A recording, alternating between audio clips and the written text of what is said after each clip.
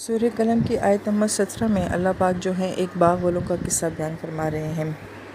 یہ باغ کہاں پر واقع ہے، اس کے بارے میں مختلف قول ملتے ہیں۔ ابن عباس فرماتے ہیں رضی اللہ تعالیٰ عنہ کہ یہ یمن میں واقع تھا۔ سعید بن جبیر فرماتے ہیں رضی اللہ تعالیٰ عنہ کہ یہ یمن کا جو مشہور شہر ہے صنعا، یہ اس سے 6 میل کے فاصلے پر واقع تھا، اور بعض لوگوں نے کہا ہے کہ یہ حبشہ میں باغ واقع تھا۔ بہرحال یہ واقعہ جو ہے عیسیٰ علیہ السلام کے رفع آسمانی سے کچھ عرصے بعد کا ہے، اور یہ لوگ اہل کتاب میں سے تھے۔ بہرحال ان لوگوں کا ایک باغ تھا جو کہ بہت ہی خوبصورت تھا۔ مفسر کرام فرماتے ہیں کہ جو ان کی باغ کی خصوصیات بیان کی گئی ہیں، اس سے معلوم ہوتا ہے کہ وہ صرف ایک باغ ہی نہیں تھا بلکہ بہت زیادہ کاش والی ایک زمین تھی، اور یہ باغ کسی نیک انسان کا تھا، اور اس کا یہ معمول تھا کہ درخت کاٹتے وقت جو درخت درانتی سے کٹ کے باقی رہ جاتا تھا ان کو فقراء و مساکین کے لیے چھوڑ دیا کرتا تھا، اور اسی طریقے سے جب وہ کھیتی کو کاٹا کرتا تھا تو جو بھی دانہ بھوسا اڑ کے الگ ہو جایا کرتا تھا ان کو بھی فقراء و مساکین کے لیے چھوڑ دیا کرتا تھا، اور جب وہ اپنے باغ سے پھلوں کو توڑا کرتا تھا تو جو پھل زمین پہ گر جایا کرتا تھا ان کو بھی فقراء و مساکین کے لیے چھوڑ دیا کرتا تھا۔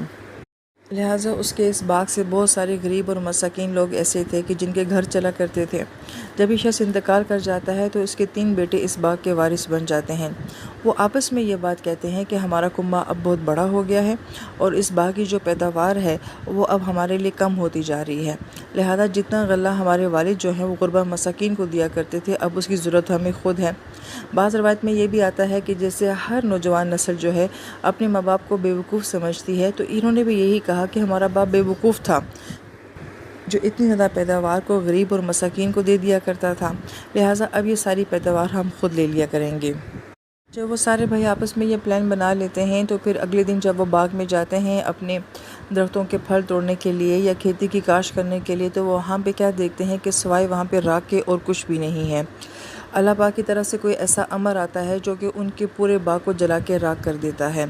پھر اس وقت وہ ایک دوسرے کو لعن طعن کرنے لگتے ہیں، پھر وہ معافی بھی مانگ لیتے ہیں، اور معافی مانگنے کے بعد اللہ پاک ان کو دوبارہ نواز بھی دیتے ہیں۔ اس سارے واقعے کو جو ہے وہ ان آیات میں بہت خوبصورت انداز میں بیان کیا گیا ہے۔ اللہ پاک فرماتے ہیں کہ اِنَّا بَلَوْنَاهُمْ، ہم ان کا امتحان لیں گے، کما جیسے بلونا ہم نے امتحان لیا اصحاب الجنہ باغ والوں کا۔ یہاں پہ آیت مبارکہ میں جو لفظ بلونا آیا ہے اس کا مطلب ہوتا ہے کسی کی سخت آزمائش لینا، کسی کا ایسا امتحان لینا جو سر عام ہو، یا پھر ایسا امتحان جس میں دوسروں کے لیے کوئی مثال ہو سکے۔ لہٰذا یہ باغ والوں کا واقعہ ایسا تھا جو ان کے لیے بہت سخت آزمائش بھی تھا، اور بہت سے آنے والوں کے لیے ایک مثال بن گیا۔ اِذ اقسموا، جب یہ سب بھائی آپس میں قسمیں کھا رہے تھے، لَيَسْرِمُنَّهَا، کہ ہم ضرور بضرور کل اپنی کھیتی کو کاٹیں گے، مُصْبِحِينَ، صبح ہوتے ہی۔ وَلَا يَسْتَثْنُونَ، اور انہوں نے استثناء نہیں کیا۔ استثناء کا ایک معنی تو یہ بیان کیا جاتا ہے کہ انہوں نے انشاءاللہ نہیں کہا، کہ جو کہ سنت مبارکہ ہے کہ آنے والے ہر کام کے لیے انشاءاللہ کہنا چاہیے، اور دوسرا بعض مفسرین کرام نے فرمایا کہ انہوں نے استثناء نہیں کیا کہ ہم اس کھیتی میں سے فقراء اور مساکین کے لیے بھی کچھ چھوڑ دیں گے۔ اب یہاں پہ انسان قسمیں تو کھا رہا ہے، مگر کس بات کی قسمیں کھا رہا ہے؟ ایک گناہ کے کام کی قسمیں کھا رہا ہے کہ ہم کسی کو کچھ نہیں دیں گے۔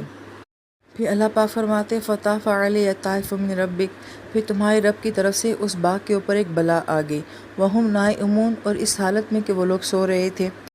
اب آیت مبارکہ میں لفظ جو طافہ آیا ہے اس کا مطلب ہوتا ہے چکر لگانا، اور اسی سے لفظ طواف بھی نکلا ہے۔ اب اس باغ کے اوپر کس چیز نے چکر لگایا تھا، تو مختلف آراء ہمیں ملتی ہیں کہ وہ کوئی آگ کا بگولا تھا، یا ہوا کا زور تھا، یا کوئی پانی کا ریلا تھا، باہر کوئی ایک ایسی چیز تھی جس نے اس باغ کو بالکل تباہ کر کے رکھ دیا تھا۔ وَهُمْ نَائِمُونَ، مگر کس حالت میں یہ سب کچھ ہو رہا تھا کہ جب وہ سو رہے تھے۔ اہل علم یہ فرماتے ہیں کہ انسان بعض اوقات اتنا بے خبر ہوتا ہے، نہ جانے وہ کیا سوچ کر سوتا ہے، جب وہ صبح اٹھتا ہے تو وہ نہیں جانتا کہ اس کی زندگی کتنی تبدیل ہو چکی ہوتی ہے، اور کیا کچھ اس کی دنیا میں آ چکا ہوتا ہے، یا کیا کچھ اس کی دنیا سے چلا جاتا ہے۔ فَأَصْبَحَتْ كَالصَّرِيمِ، پس وہ باغ ایسے ہو گیا جیسے کہ سریم۔ سریم لفظ جو ہے وہ کہا جاتا ہے کہ درخت کو جڑ سے کاٹ دینا۔ جب درخت کاٹا جاتا ہے تو عموماً شاخیں یا اس کی اصل یا جڑ جو ہے وہ چھوڑ دی جاتی ہے تاکہ اس سے مزید اگلے سال دوبارہ کوئی نئی پیداوار ہو جائے، لیکن سریم کا مطلب یہ ہوتا ہے کہ جڑ سے کٹ جانا، کہ وہ اگلے سال بھی کسی کام کا نہیں رہا، تو گویا کہ نفع کے ساتھ اصل چیز کا بھی چلا جانا جو ہے وہ یہاں پہ سریم کا معنی دے رہا ہے کہ وہ باغ جڑ سے ہی جو ہے وہ اکھڑ گیا اور ختم ہو گیا۔ فتنادوا مصبحین، بس صبح ہوتے وہ ایک دوسرے کو اٹھانے لگے، جگانے لگے اور بلانے لگے کہ ان اغدوا علی حرثکم ان کنتم صارمین، کہ صبح صبح جلدی اٹھو، اپنی کھیتیوں کی طرف جاؤ اگر تم نے واقعی فصل کو کاٹنا ہے۔ فانطلقوا وہم یتخافتون، اور وہ لوگ چلے اس حالت میں کہ وہ خفیہ طور پہ ایک دوسرے سے بات کر رہے تھے۔ آیت مبارکہ میں یتخافتون کا لفظ ہے کہ وہ آہستہ آواز میں کیوں بات کر رہے تھے، کہ تاکہ کسی غریب مسکین کو ہماری آواز نہ چلی جائے اور کہیں وہ ہماری آواز سن کے جو ہے وہ باغ میں کچھ لینے کے لیے نہ آ جائے۔ یہاں پر اہل علم یہ فرماتے ہیں کہ انسان اپنی سوچ میں کیا کچھ سوچ رہا ہوتا ہے اور دوسری طرف اس کی زندگی میں کیا کچھ ہو چکا ہوتا ہے، تو انسان کبھی بھی اپنی نیتوں اور سوچوں میں ایسا نہ ہو کہ بعد میں جا کے اس کو پچھتاوا ہو کہ میں کیا سوچ رہا تھا اور میرے ساتھ کیا ہو گیا۔ اور وہ کیا سوچ کے باتیں کر رہے تھے کہ ان لا يدخلنها اليوم علیکم مسکین، کہ آج ایک بھی مسکین جو ہے ہمارے باغ میں نہیں آنا چاہیے۔ جبکہ سورہ نساء میں اللہ پاک یہ فرماتے ہیں کہ جب تم آپس میں وراثت کو بھی تقسیم کرتے ہو، حالانکہ وراثت جو ہوتی ہے وہ خالص وارث کا حصہ ہوتا ہے، مگر تمہارے بہت سے ایسے رشتہ دار جن کی وراثت میں کوئی حصہ نہیں بنتا، تو ان کی دل جوئی کے لیے ان کو بھی کچھ نہ کچھ دے دیا کرو، کہ جب وہ تمہیں اپنے بڑوں کی وراثت لیتا ہوا دیکھیں تو ان کے اندر یہ احساس نہ ہو کہ ہمارے پاس کچھ نہیں ہے۔ تو ایک انسان کا اپنا باغ ہے اور جب وہ اسے بہت کچھ توڑ رہا ہوتا ہے اور لے رہا ہوتا ہے، تو کتنی آنکھیں ایسی ہیں جو ترستی ہیں، جو دیکھتی ہیں کہ کاش ہمارے پاس بھی اتنا ہوتا، ہم بھی ایسا دیتے، ہم بھی ایسا کھاتے، ہم بھی ایسا پہنتے، ہمارا گھر بھی ایسا ہوتا۔ تو بہت سارے آس پاس ایسے ہوتے ہیں جو ہمیں دیکھ رہے ہوتے ہیں لیکن ہم ان کو نہیں دیکھنا چاہ رہے ہوتے۔ اور پھر اللہ پاک فرماتے ہیں وَغَدَوْا عَلَىٰ حَرْدٍ قَادِرِينَ، اور اگلی صبح کو وہ ایسے جا رہے تھے جیسے بڑی تیزی کے ساتھ، جیسے کوئی طے شدہ معاملہ کرنا ہو اور کسی کو کسی چیز سے روکنا ہو، بڑے جارحانہ انداز میں۔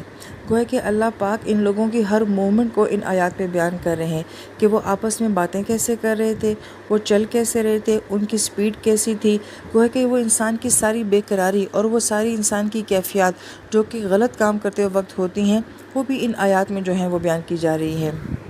اور پھر جب ایک طرف انسان جو ہے وہ گناہ کی پلاننگ کر رہا ہوتا ہے، نافرمانی کی پلاننگ کر رہا ہوتا ہے، کسی کو نہ دینے کا سوچ رہا ہوتا ہے، اور دوسری طرف اس کو یہ نہیں پتہ ہوتا کہ وہ خود بہت ساری چیزوں سے محروم ہو چکا ہے۔ فلما رأوها، پھر جب انہوں نے دیکھا اپنے باغ کو، قالوا، تو انہوں نے کہا ان لضالون، شاید ہو سکتا ہے کہ ہم بہک گئے ہیں، ہم غلط جگہ آ گئے ہیں، یہ ہمارا باغ نہیں ہے۔ پھر جب ان کو اندازہ ہوا کہ نہیں راستہ بھی صحیح ہے، جگہ بھی وہی ہے، تو پھر کیا کہا بل نحن محرومون، کہ ہم تو محروم ہو گئے ہیں۔ تو جو دوسروں کو محروم کرنے چلے تھے وہ خود محروم ہو گئے۔ قال اوسطهم الم اقل لكم لولا تسبحون، تو ان بھائیوں میں سے جو ایک بھائی تھا جو کہ اوس درجے کا تھا، اب وہ عمر میں اوس درجے کا تھا یا اعمال میں اوس درجے کا تھا، انہوں نے اپنے باقی بھائیوں سے یہ کہا کیا میں نے تمہیں نہیں کہا تھا کہ اللہ کی بڑائی بیان کیا کرو۔ عموماً ایسا ہوتا ہے کہ جب نقصان ہوتا ہے تو سب ایک دوسرے کو بلیم کرنا شروع کر دیتے ہیں۔ یہاں پہ بھی یہ کیفیت بیان کی جا رہی ہے کہ یہ نقصان دیکھ کے پھر ایک دوسرے کو بلیم کرنا شروع کر دیا۔ اور عموماً ایسا بھی ہوتا ہے کہ کوئی نہ کوئی آپ کو صحیح بات بتانے والا ہوتا ہے مگر وہ آواز جو ہے وہ دبا دی جاتی ہے۔ تو ایسے موقع پہ وہ بھائی کہنے لگا کہ میں نے تمہیں منع کیا تھا کہ ایسے مت کرو۔ قالو، تو سب نے کیا کہا سبحان ربنا، ہمارے رب کی ذات بہت پاک ہے، انا کنا ظالمین، ہم نے بہت بڑا ظلم کر دیا ہے۔ فَأَقْبَلَ بَعْضُهُمْ عَلَى بَعْضٍ يَتَلَاوَمُونَ، اور پھر وہ ایک دوسرے کی طرف متوجہ ہو کے وہ ایک دوسرے کے اوپر ملامت کرنے لگے کہ تم نے مجھے کیوں نہ سمجھایا، تم نے مجھے کیوں نہیں روکا، تم موقع پہ تو بولے نہیں تھے، اب بات کر رہے ہو۔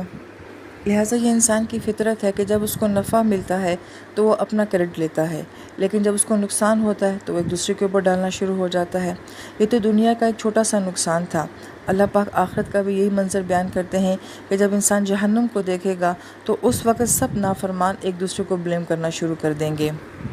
پھر ایک دوسرے کو الزامات دینے کے بعد جب انسان تھک جاتا ہے اور حقیقت کو ایکسیپٹ کر لیتا ہے تو پھر کیا کہتا ہے، قالو، انہوں نے کہا یا ویلنا، ہمارے لیے بہت بڑی تباہی ہے، انا کننا طاغین، کہ بے شک ہم لوگ ہی حد سے بڑھ جانے والے تھے۔ اس آیت مبارکہ میں اگرچہ وہ اپنے آپ کو ملامت کر رہے ہیں مگر اس کی ایک اچھی بات یہ ہے کہ ان لوگوں نے اپنے گناہ کو تسلیم کر لیا تھا اور انہوں نے اقرار کر لیا تھا کہ غلطی ہماری ہے۔ تو ساتھ ہی اللہ پاک کتنی خوبصورت آیت مبارکہ لے کر آتے ہیں، عسیٰ ربنا، ہمیں اپنے رب سے بہت امید ہے۔ عسیٰ کا لفظ جب انسان کے ساتھ جوڑا جاتا ہے تو اس میں یقین نہیں ہوتا، مگر عسا کا لفظ جو ہے جو امید کے ساتھ رب کے ساتھ جوڑا جاتا ہے اس میں یقین ہوتا ہے کہ ہمیں اپنے رب سے بہت یقین ہے ان یبدلنا خیرم کہ ہمارا اللہ ہمیں اس سے بہتر بھی باغ دے سکتا ہے۔ ان الی ربنا راغبون، اب ہم اپنے رب کی طرف جو ہے وہ رغبت کرنے والے ہیں۔ اہل علم یہ فرماتے ہیں کہ بعض اوقات انسان کو اس وقت تک سمجھ نہیں آتی ہے جب تک وہ زندگی میں بہت بڑا نقصان نہیں اٹھا لیتا ہے، لہٰذا وہ لوگ بھی خوش نصیب ہوتے ہیں جو ان حالات اور واقعات سے اپنی زندگی میں آنے والے نذیر سے سبق سیکھ لیتے ہیں۔ لہٰذا ان لوگوں کو اپنی غلطی کا احساس ہوا، ان لوگوں نے معافی مانگی تو اللہ تعالیٰ نے ان کو ان سے بھی بہتر جو ہے وہ باغ دے دیا۔ عبداللہ بن عباس فرماتے ہیں رضی اللہ تعالیٰ عنہ کہ اب کی بار جب انہوں نے معافی مانگی، اللہ پاک نے جو ان کو باغ دیا تو اب ان کے باغوں کے درخت کا ایک انگور کا خوشہ ایسا تھا کہ صرف ایک خوشہ ایک خچر کے اوپر لادا جاتا تھا۔ اہل علم یہ فرماتے ہیں کہ اس کا مطلب ہے کہ معافی مانگنے کے بعد اللہ پاک پہلے سے بھی زیادہ اچھی چیز دے دیتے ہیں، پہلے سے بھی زیادہ بہترین سے نواز دیتے ہیں۔ ہم دنیا میں اس طرح کے بے شمار واقعات دیکھ چکے ہیں کہ جنہوں نے اللہ کی خاطر گناہ کو چھوڑا، جنہوں نے اللہ کی خاطر اس دنیا کو چھوڑا، اللہ پاک نے ان کو پہلے سے بھی زیادہ بہترین دنیا دے دی۔ لہٰذا توبہ کرنا اور معافی مانگنا صرف یہی نہیں کہ ہم سے ہمارا وہ گناہ معاف کروا دیتا ہے، بلکہ جو کچھ ہمارے پاس گناہ سے پہلے والی زندگی میں ہوتا ہے اس سے بھی زیادہ بہترین اللہ پاک کر کے ہمیں وہ لٹا دیتے ہیں۔